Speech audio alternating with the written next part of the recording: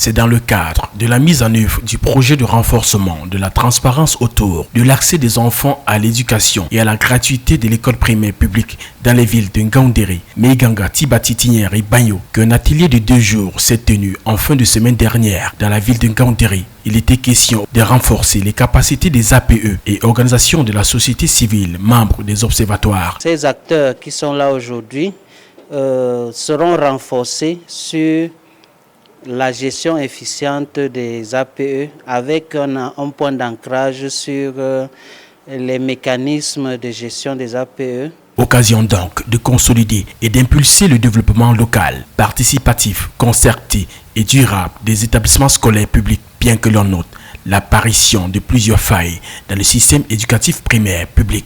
Et dans la pratique, l'on est bien loin de l'application du décret d'octobre 2000. On observe quand même qu'il y a beaucoup de problèmes en termes de pratique de la gratuité.